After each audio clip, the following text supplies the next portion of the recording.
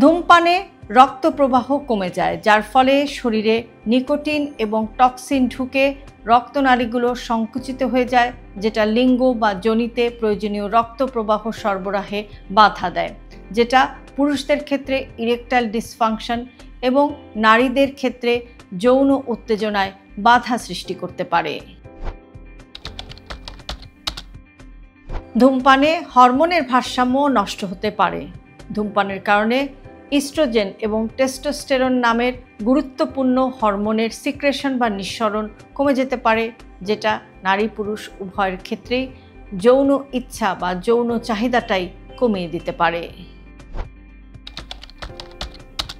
ধূমপান শরীরের এনার্জি বা স্ট্যামিনা কমিয়ে দিতে পারে, যার ফলে হার্ট এবং লাংসের মতো দুটি গুরুত্বপূর্ণ অঙ্গের কার্যকারিতা বা কার্যক্ষমতা কমে যেতে পারে, যেটা যৌন সম্পর্কে খুব দ্রুত ক্লান্তি নিয়ে আসতে পারে এবং মনোযোগেরও ব্যাঘাত ঘটাতে পারে।